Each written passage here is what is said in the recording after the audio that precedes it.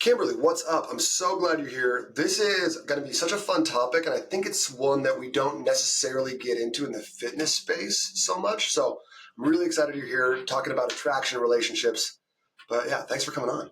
Thank you so much for having me, Nate. I loved the conversation I had with you when you were on my podcast a couple of months ago, which was fantastic. So I love to continue our conversation in a different way now. I just kind of wanted to hang out again, to be honest with you. That's it. Yeah, for Yeah, sure. I was like, how can we do this? How can we do this again? The vibes were on point. Let's go. Let's go round two. Yeah, absolutely. But so for anyone who doesn't know you or hasn't followed like your podcast, can you just give us a little bit of a rundown on who you are and how you got to be in the position you're at right now? Absolutely. So hello, I'm Kimberly Beam Holmes. And I am the CEO of an organization called Marriage Helper. I have been at Marriage Helper for almost 13 years, and I have gotten my master's in psychology, getting my PhD in psychology right now, specifically in performance psychology. So, a lot of what I'm doing in my PhD research has to do with self esteem, body esteem, and goal achievement, which is kind of its own fun little Pandora's box we may uncover later. But the reason that I wanted to get into that and what drove me to really get my PhD in that topic was because one of the things I'm most passionate about that we teach at Marriage Helper is teaching people the process to falling in love. And there's 4 steps of the process to falling in love. And that first step is attraction. And it's this step, which is more than just the physical side of it, although I love the physical side of attraction, and not just because of the way it makes our bodies look, but actually because of the way that we can love our own bodies and be attracted to our own bodies is really important, even in how other people end up seeing us. But there's other areas of attraction other than that. There's intellectual attraction, there's emotional attraction, there's spiritual attraction. And all of these put together are what comprise how attracted another person will be to us. And it's the one thing that we have control over. So many times when relationships start going poorly, we begin to look at the other person and make a list in our minds of all the things that they need to change. But at the end of the day, all those things could be true, and they very well may be, but we can't control another person. We can only control ourselves. And the best way that we can do that is always by starting at how can I work on my pies, on becoming the best that I can be physically, intellectually, emotionally, and spiritually. So that's the part of working with couples that I'm most passionate about. It's more of that self-development part of it in the areas of the pies. And it's important. If any relationship begins to go off base, what we always say is you just start back at the beginning by working on your pies. I got a lot of questions about what you just said. First of all, congratulations on working on your PhD. I didn't even know that. That's going to fit in like perfectly. I got a million questions about that. But when you're talking to someone and they're saying like my partner does this, they need to do that, she never does this for me, how do you convince someone to look at themselves first in these situations, especially if they kind of have it, they're maybe missing that, they're kind of blind to their own, like, or they're not self-aware. Yeah. I don't know that I try to convince them of anything as much as I'll just bring the focus back to, I understand. I understand that that's going on. That sucks. I hate that for you. Let's focus on what you can control right now because you can't control that. I think trying to fight with people about what may or may not be true is where people will get stuck. They'll just say, "No, you need to understand," but you really need to understand. So let's just say, you know what? That may all be well and true and probably needs to change in the future, but we can't control that together right now. So what are the things that are in our control that we can begin making progress on? Gotcha. By the way, I'll just give a shout out to Kimberly's podcast. It starts with attraction. It's fantastic. You said attraction about 500 times already, so I just wanted to say, make sure that people know where they can go follow you. That's it. That's where they can go find it. Thank you, Nate. So do you have like is it a descending list where it's like physical, then like mental, then spiritual, like, or is it kind of all like, is it personal, like Yeah. personal dependent? Like in order of importance or in what In hierarchy are we order, in? yeah, in order you approach it. Yeah. Okay. So I love this question for so many reasons because I don't have a solid answer for you. I believe that the best way that people tend to grab onto it and approach it is physical first, then intellectual, emotional, and spiritual, because it kind of continues to go deeper each level you go. Physical, people tend to understand the most. I need to look and feel the best I can for my age and situation in life. It's not about trying to be on the cover of a magazine. It's about trying to give your body what it needs for you to live your most full life, which you talk about in your book and what we talked about when you came on my podcast. Like, you talk a lot about this part about it too. The three areas of physical that I believe are the most important, and I would love to know if you agree, I think you will, are sleep, nutrition, and exercise. Like, if I was going to pick three things, that has to be them. Yeah, 100%. 100%, it has to be them. Because when you do those things, you then get the mental clarity to really be able to focus on any of the other parts of attraction. So with intellectual attraction, again, we're going a little bit of a step deeper. And even you can even think about this as a way that attraction progresses in a relationship. We tend to be attracted to someone physically first, and then we start talking to them, getting to know them. Do we have shared interest? Is it fun to have a conversation with them? Is this someone who I enjoy talking to?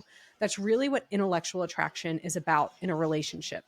But the way that we begin to work on our own intellectual attraction is by becoming someone that's fascinating to talk to.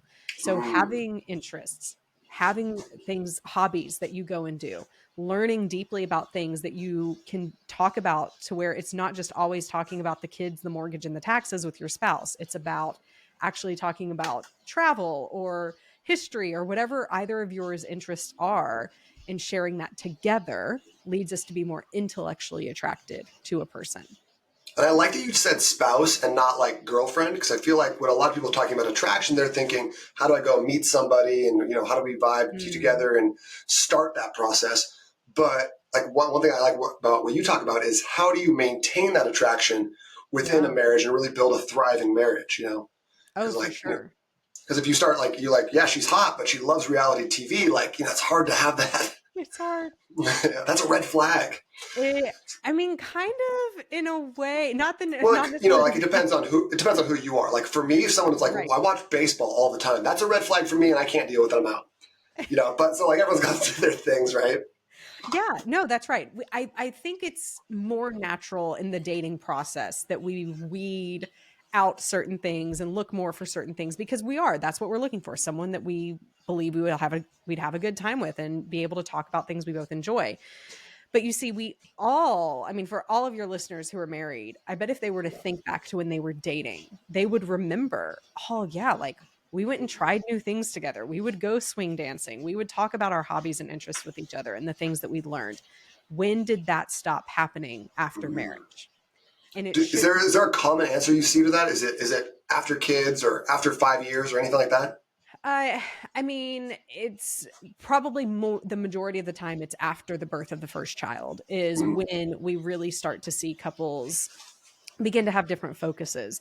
And it's because for a period of time the baby changes, so to say. So it's not the husband anymore or the wife, like you're focusing on the child, and you time just goes away, right? I remember when my husband and Yeah. I, like, I didn't realize how much time we had until we brought our kids home, because our kids were adopted. And that next day I was like, we no longer have freedom. We will never have freedom again in our life. It's crazy. It's crazy. My sister doesn't have any kids, and she comes over and watches. My son just turned 3 2 days ago. My daughter's almost 6, and so like, she'll watch them for the afternoon. I'll be like at home working, kind of like in and out, and then she goes home like 4 hours later, and she's like, I don't know how you do it. She's exhausted and you're like, this is Yeah, my life. yeah. This is just what like. And obviously, I think Right. people are resilient and adaptable, but that's true. Your time completely evaporates, and I think that I saw with my parents a lot was that the focus was not on their relationship together. Their focus was on the kids, and they kind of became roommates who were parents, and that ended in divorce. Yeah. And that's an uncommon and an unfortunate story too. But that's, I hate to say it, but that can be normal. The focus does go a lot of times on the kids. And in reality, what the kids need more than anything is the parents to have a strong marriage first. And when we focus on the marriage and continuing to nurture that, then it's not that the kids aren't important. Of course they are. Absolutely. But the kids will actually benefit better in their future when the marriage becomes the focus of the family first. And I want my kids to see. I want my son to see how to treat a woman. I want my daughter to see how deserves to be treated. Like those things are really important to me in the how my relationship with my wife is. Absolutely. Absolutely. Well, and that's the perfect segue into the E of the pies. So as we're looking at how we become attracted to other people. So E stands for emotional attraction. I And just got this pies. I'm slow, but I see it now. PIES. yeah. I'm with it. I'm with it. Yeah. So emotional attraction is all about evoking emotions within someone that they enjoy feeling. So when we're in a relationship with someone, we see them, we're attracted, we start talking, we have common interests, we enjoy talking to them. Then the next question we kind of ask ourselves is, ooh, but how do they make me feel? And I remember the first date my husband and I went on. I was a junior in college. He had already graduated. He came to my dorm and opened every door for me, like opened the door out, opened the door to his car. We went to Cheesecake Factory. He paid, which like never happened on dates I went on in college. No one had money.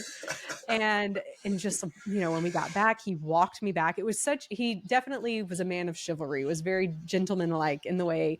And I thought, I feel cherished and precious. I like the way that he makes me feel. I like the way I feel when I'm around him. And this is the most important part of long-term relationships. It's the most important part of attraction because someone can be the most fit, muscular guy in the world, the smartest person in the world, but if they treat other people like complete crap, no one wants to be around them, especially long-term. Emotional attraction is the most important part of attraction, and it's the part of attraction people don't even realize exists. That is like really interesting because I wouldn't have even thrown emotional attraction kind of in there. Like when you say it, it makes a lot of sense, but like putting it like I think that just giving language to that and being like, how do you treat your partner in a way that continues to create the emotions that they like feeling? That's a great question. And I feel like if you can just meditate and like keep that question top of mind, you're already 2 steps ahead. So we tend to do this really well when we're dating. We put our best foot forward and do all the things, right? Like we mind our P's and Q's, we're dressing up, we're making sure we look good, we focus on how we're coming across to the other person, focusing on how we make them feel. And I don't know what's in the wedding cake, but sometime after we eat it, we tend to then begin to focus on all the things we think the other person should change.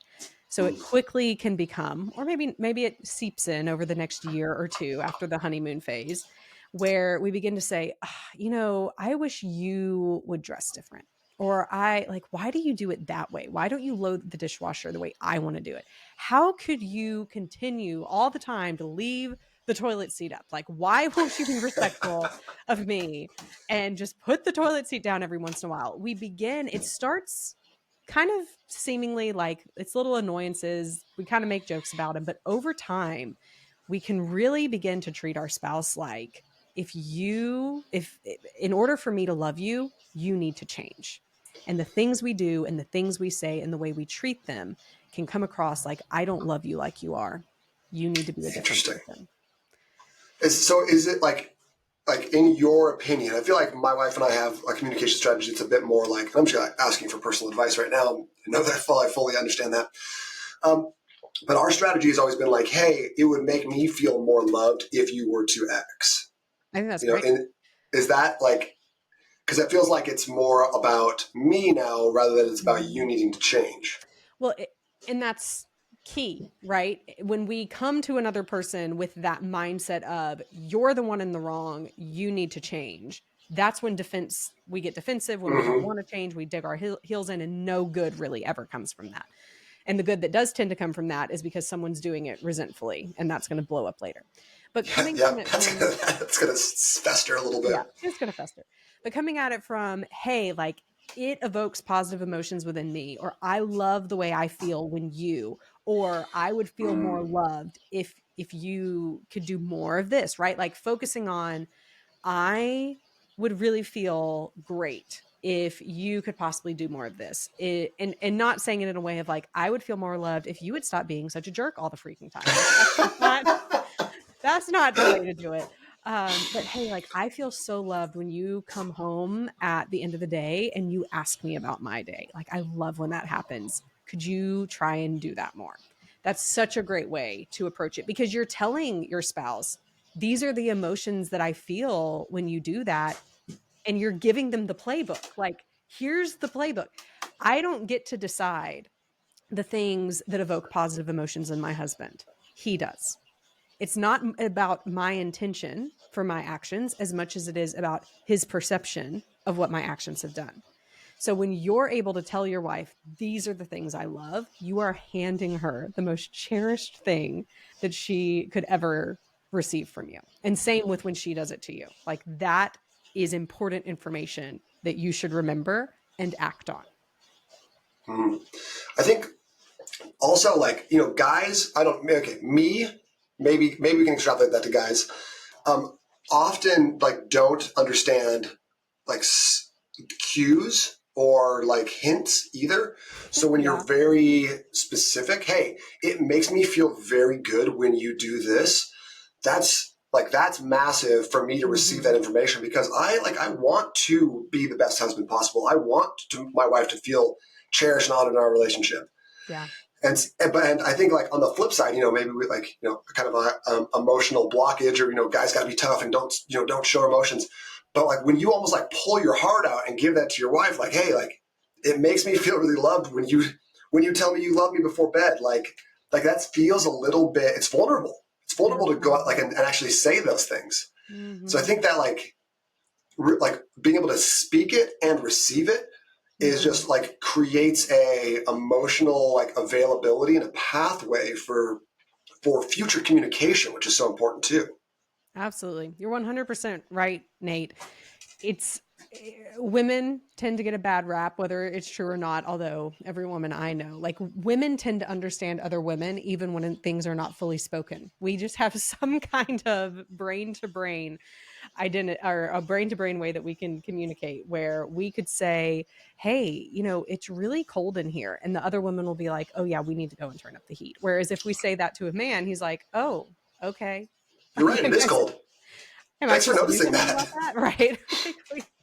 So yes, like it's on each person to be explicit in their needs and in their communication. And I remember working with a client, this was several years ago now, and she always wanted her husband to do more for her, like show random acts of kindness or whatever. And so he would put in his phone as a reminder to send her flowers every 2 weeks or something like that, which was beautiful. I thought that was great. Like he's hears that you are wanting this more. He's doing something to proactively do it. But she would get mad at him because, well, it wasn't spontaneous. And it's like, okay, we need to reorient your thinking and reframe it. This is him doing it in his way. He understands what your needs are and he is doing it in the best way he knows how to help meet those needs. Let's let's respect that. Let's praise that. Let's thank that because the behavior that we reward is the behavior that we receive. So I think women, like across the board, both genders, of course, but since I'm a woman, I'll talk to women. Like women, we can definitely do a better job of noticing when our husbands actually do those things, praising them, thanking them. Like that's how we get to just like behavior modification training. This is how we train our husbands into doing what we want them to do.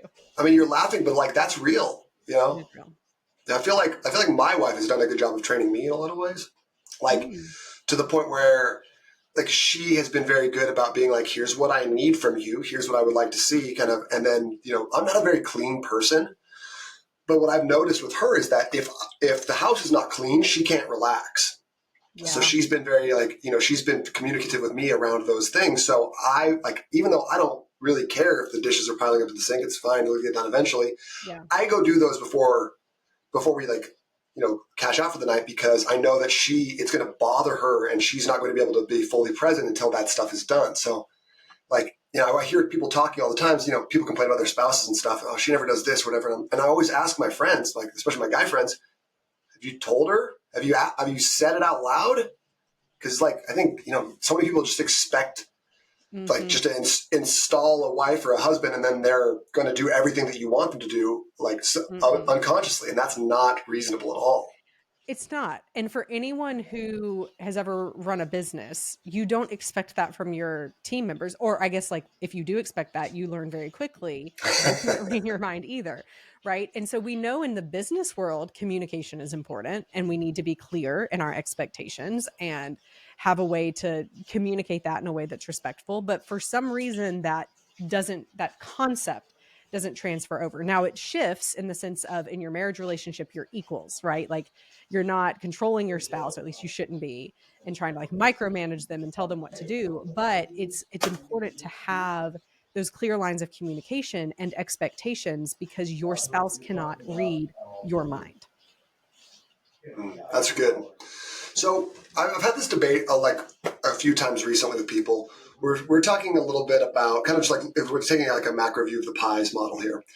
We're talking about like mental strength and we're talking about physical strength. And I've always thought that mental strength is downstream from physical strength. You can't really think yourself out of a funk, but Hmm. you can move yourself out of a funk. You can move yourself into action and start creating mental changes.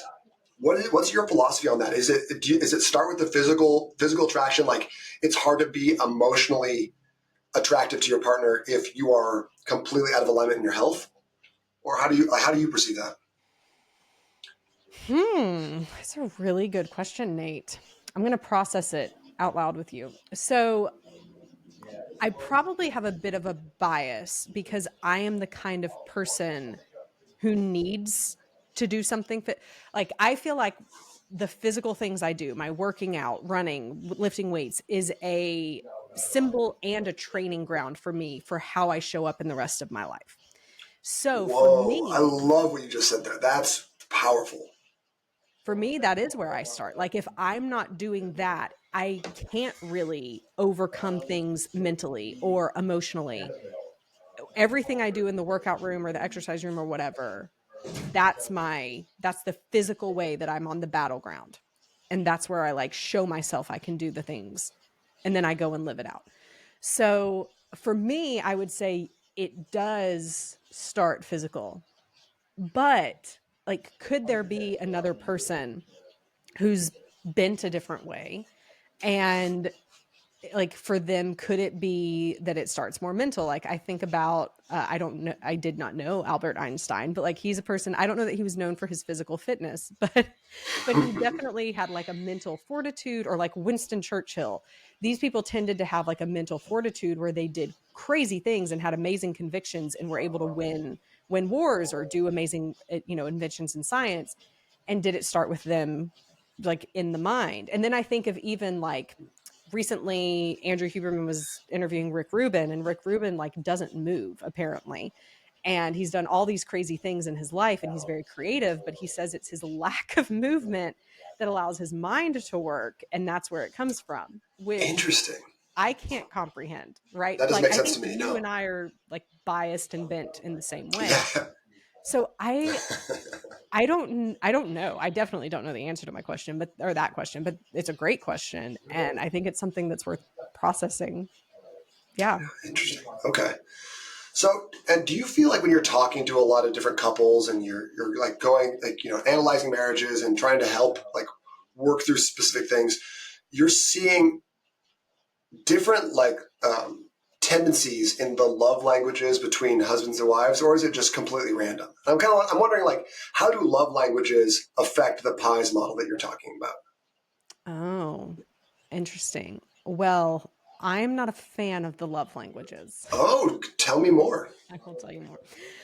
I think it is a good I think it is a useful like fun tool if you're just going to look at it as like kind of a BuzzFeed survey that you might take that's like, "Oh, what kind of animal are you or what's your things like that."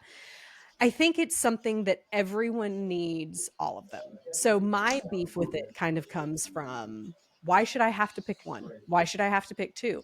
And food isn't on there. So therefore, it's not fully fleshed out, in my opinion, anyway.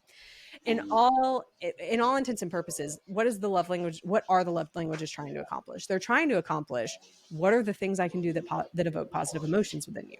And these are just 5 of the possible options out there. They're definitely not the end all be all, but they're a pretty, I mean, they cover a good amount amalgamation of things. But even under them, there's still the question of, but what does that look like? So words of encouragement, like, okay, what kind of words? How can I do that? When do I need to do that for my spouse that's the most effective for them? Acts of service, like, what does that look like? Which acts of service? Is it doing the dishes before bed, or is it going to get their oil changed, or is it like what specifically is it? So I think it can give language to it, and I think it can give a starting point, but it's definitely not going to be the only thing that couples need. And it would fall when we talk about, so when we talk about the pies, then it falls under emotional attraction. These are the things Okay. that I can do that help evoke positive emotions within you. Okay. Yeah, that makes a lot of sense. And you're right, food's not on there. So like, how Food is do not my on love language is tacos? Like there, right? missing a big piece there. Yeah. Missing. It's missing. Food is definitely my love language. When people bring me food, buy me food, or eat with me, I'm like, yes, we will be friends forever. I love food. Okay. All right. That is really interesting because I know that a lot of cultures like food is a primary love language. So I didn't even think about that as being kind of a missed opportunity. Yeah. Cool. So when we are trying to develop, either as like a single person looking to meet someone to spend our life with, or we've been in a relationship for 10, 15 years and we're looking to increase our attractiveness to our spouse. Mm. You mentioned going back to the beginning and starting with the pies model. Like, how do you recommend people start? We're talking about the low carb hustle here. Mhm. Everyone, we talk about physical health and nutrition and sleep like all the time. Yeah. So, where do you recommend people start to make themselves more attractive for their partner or to find a partner? Yeah. With emotional attraction. So, really starting with that question of what are the things that I can do that can evoke positive emotions within my spouse? And some people may not know the answer to that, depending on the current state of their marriage. But one place that you can go back to is think about a time or go back to when you were dating or when your marriage was really good. What were the things you were doing? How did your spouse react to those things? And what if you were to try to do that again? Now, I also say that when it comes to emotional attraction, there's 80% of things that are universal across the board. Everyone wants this. And those are the things like everyone wants to be treated with respect. So if my husband and I had different political views, as an example, well, the more that he tries to convince me why I'm wrong and why I should vote for his person, the more I don't want to be around him because it's like you're not even listening and really trying to understand what I feel and who I am. And even further than that, it feels like you're like, I need to change in order for you to love me. So, in that kind of example, then in talking about what it means to treat someone else with respect, it would be my husband, instead of just talking about it like, here's what you should believe, instead asking, why is that important to you? Like, tell me more. Tell me about why that's an issue you're passionate about, or why that's a political point that's important to you. Help me understand where you're coming from, and just get to know and be curious about the other person. And instead of trying to change their views about certain things, honor the fact that even if there are things you fundamentally don't agree with, that's okay. You can still love, respect, and accept that person without trying to change their view. That's what respect is, treating them as equal to you, even if you don't agree with them in a certain area. Everyone wants to be treated with respect. Everyone also wants to be treated in just a genuine, like, show me that you care about me. When I am with you, pay attention to me. Put your phone down. Look me in the eyes when I speak to you. This is something that is becoming more and more of a problem, even in marriages, because of cell phones, because of constant distraction with screens of any kind, working from home, even.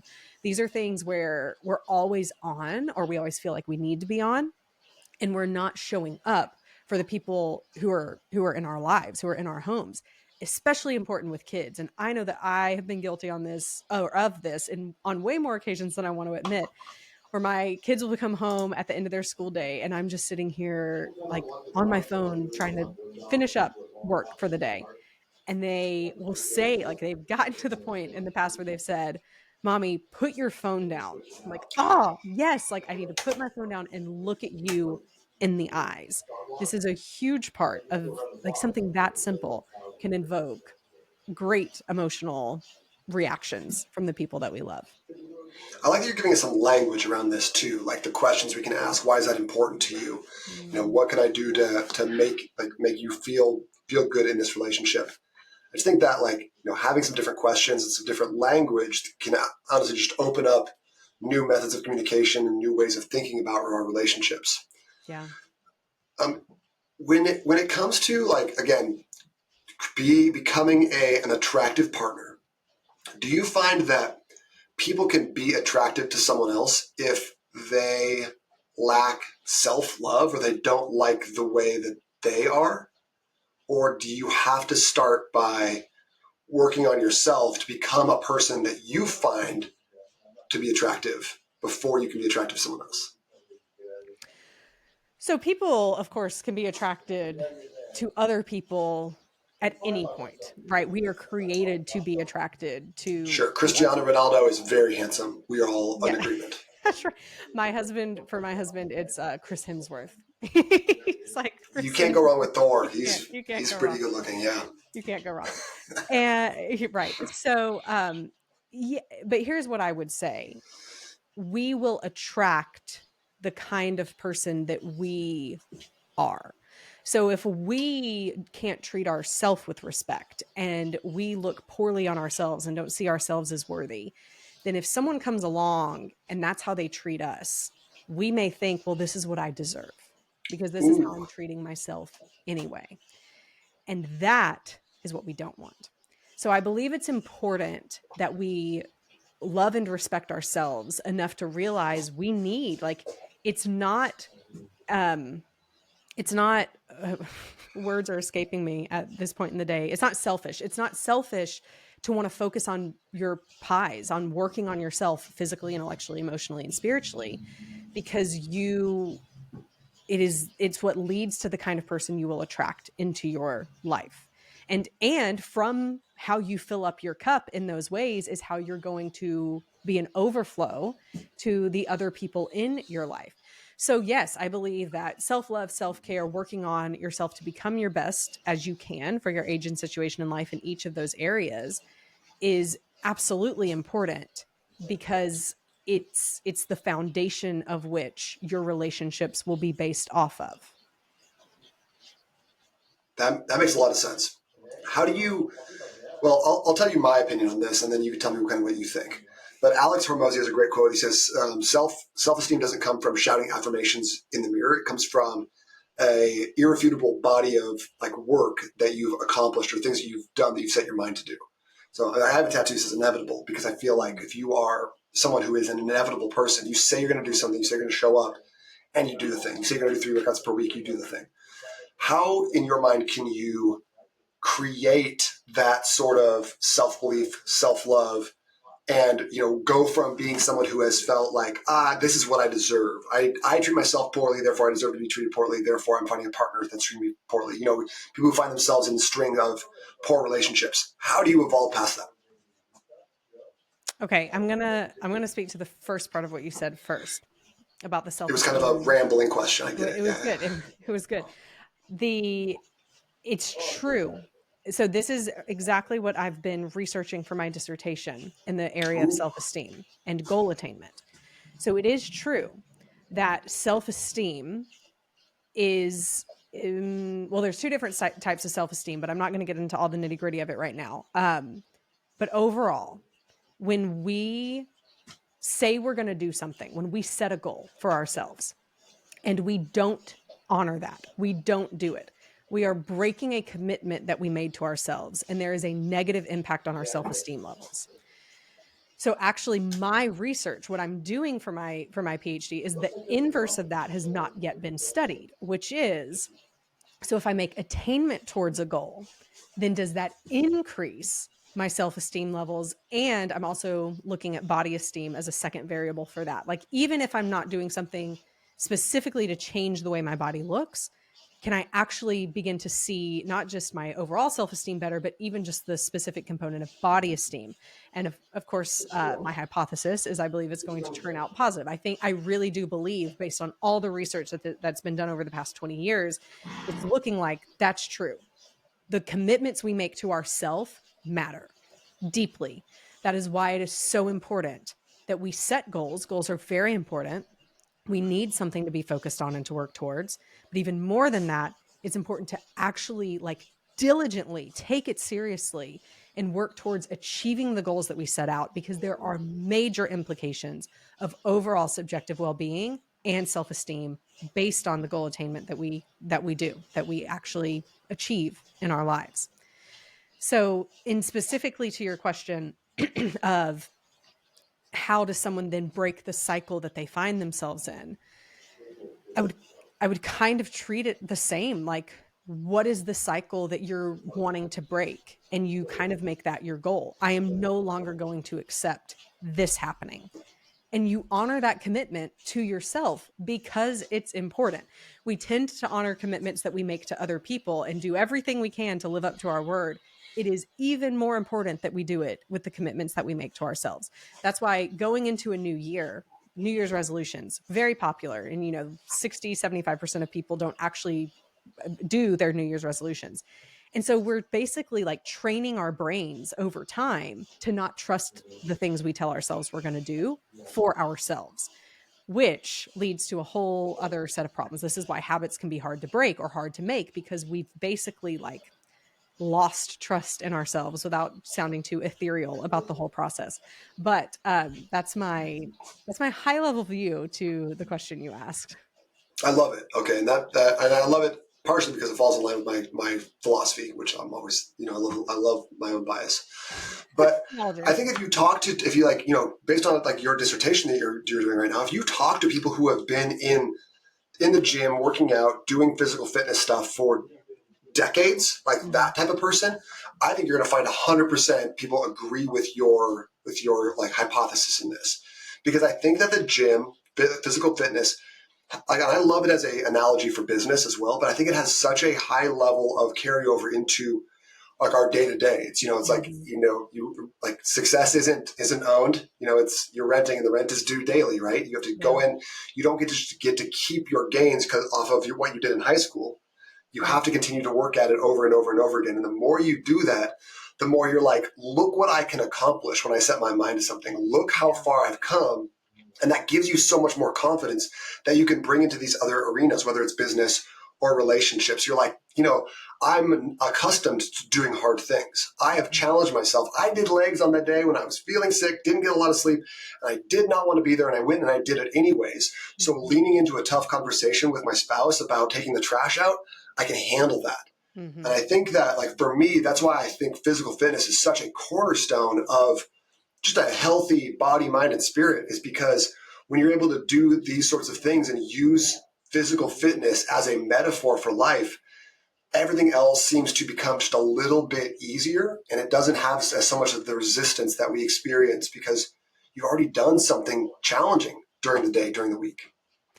Not to mention that the physical fitness also, just the things it does inside of our bodies to release tension, and we're better able to more clearly look at a difficult situation or how to handle a hard conversation after we've sweated it out in the gym, or, gone and lifted heavy, whatever it is for each person that can get them into that clearer state of mind. So there is, yes. So I suppose your answer to the question of which one of the pies should be focused on, like, you would probably say physical. So because I'm guessing, is it true? Would it be true that you would say physical because once you get to that clearer state of mind, you can better do the rest of them?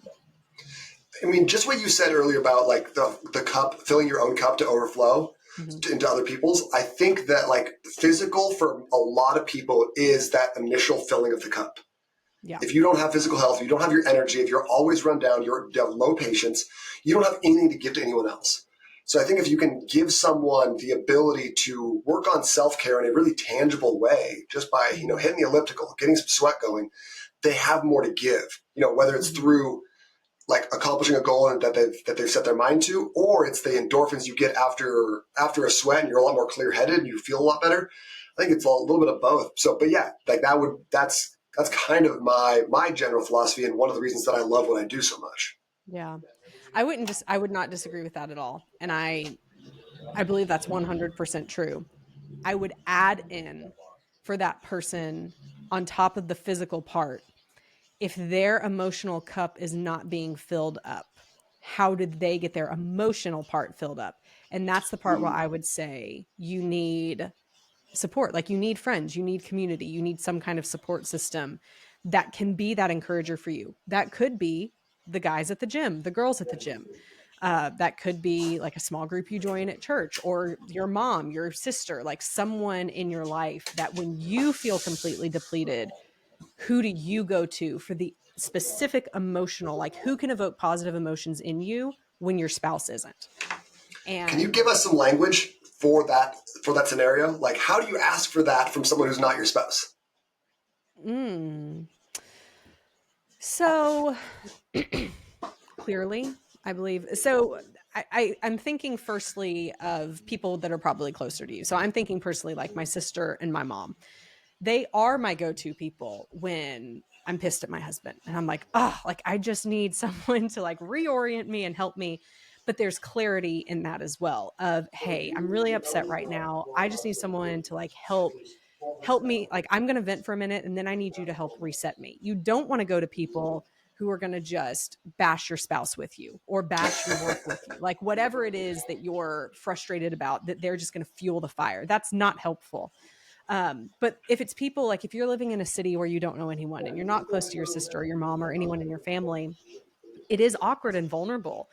But like going and finding a group and it's starting slow first, but kind of getting to the point of like, hey, I'm looking for a support system. Can we go grab coffee? Can we go get drinks and just get to know, just get to know each other and begin to engage in life together, like kind of do life together is kind of where I would start if you don't already have a previous relationship with that support system. It's a hard place. It's a really hard place to be, to not have a support system and to have to build one from scratch. Totally. I would say, like, based on my experience over the last like year and a half or so, joining a jiu-jitsu gym and like having the community Mm. there has been like, I don't feel like I need it. I have some really good friends in my life. I'm really blessed. I have great communication with my wife, Mhm. but there's something different about like creating that emotional like bond and rapport after you just finish fighting somebody. Like Yeah. Love that. it's different from any other relationship I've ever had, where like I don't know these people's last names. I see them once or twice a week, but I feel like very close to them because they just smashed my face in for like 4 minutes. And there's like it's like kind of the vulnerability and just like working through something together. So I feel like, yeah, that would be my advice is find a martial arts school and get in a community there. That's a very specific advice, Very and specific. I But love it. you know how I lean. So it's, I do. I think that's great. so Kimberly, I just want to kind of, as we're wrapping up the podcast, I want to talk to you for like another hour and a half, if you don't mind. But, just want to, as we wrap up, is there anything you want to leave us with before you go? Especially I just wanted to hear any insights that you're currently gleaning from your PhD program in the psychology of Mm. achievement. Is that right? Goal attainment, self-esteem, and body esteem. Yeah. Yeah. Can you just give us like a nugget that you're getting, maybe something you didn't know the last couple of years, or maybe something that's been really reinforced for you as you've gone through this program? Yeah. Wow. That's a loaded question. I have Yes. Loaded questions are my favorite. loaded question. I have 299 pages written so far in my dissertation, but I will Yeah, just read find them out loud for us real quick. one nugget for you. Yeah. Like which one do I pick? So as a woman, this was very enlightening to me, what I'm about to share. Women who have low body esteem also correlatively have low relationship satisfaction And it's because of the low body esteem that their relationship satisfaction is so low in the studies that were done on looking at it that way. It was an eye opener for me because it's like, as a woman, I know how I think about my body. I know how other women think about their body, and we tend to judge ourselves so harshly, and it shows up in the insecurity that we can feel in our relationships in many different ways. When women focused simply on doing things to increase their body esteem, which doesn't necessarily mean that they lose weight, but it means that they begin to have a different relationship with their body, where they love their body and respect their body, and stop kind of viewing it as the thing we have to punish and get in line by following certain diets or, working out all the time, like without stopping looking at the number on the scale. When women have an increase in body esteem, just that has a positive impact on their relationship satisfaction. So a golden nugget of that for me is, for women, like, it's a key if for us, that it's important to work on ourselves, not because we're not good enough, but because we are. And figuring out how to love the fact, like, I had to go through this period of realizing, I am never going to have like super slender hips and thighs, but I can squat a lot. And how can I love my body for that, instead of wanting it to look and feel a certain way? And I feel like it's something like that for every woman. What is that, if for the women listeners, what is that for you? And how can you begin to change that relationship you have with your body? Because it will have a positive impact, not just on your marriage relationship, on all relationships in your life.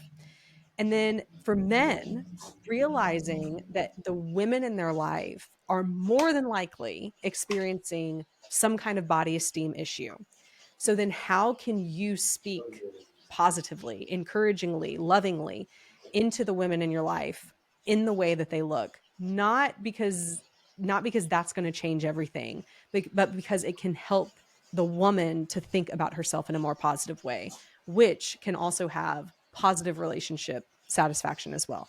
So that's the one that came to mind, Nate, that I will share with you, of one of the nuggets that I found. I mean, that was worth the price of admission right there. That was gold. I'm so glad I asked you a loaded question. Yeah. Kimberly, you were amazing. Thank you so much for being here and just sharing so much wisdom. Like, this kind of went a little bit of a different way than I even expected, but I think there was so much to be taken from this, and just so much power in the language that you've given us over the last 45 minutes. So I just want to say thank you so much. How do people get connected with you? Yeah. Well, I would love for them to come over, listen to the It Starts with Attraction podcast, where I go really more into depth on each of these areas of the pies, and definitely in a different way than you do on yours. I think our two podcasts could go super well hand in hand together. So I'd love for them to come and see me over there, and then trying to grow my Instagram. So come follow me there at Kimberly Beam Holmes. Awesome. I feel like a collaboration project's in the works. Ooh, 2025. Just watch yeah, out for it. The exactly. Low Carb Attraction podcast. That's It's it. happening. That's it. You're awesome, Kimberly. Thank you so much for being here. I really appreciate you. Oh, thank you, Nate. I loved being here.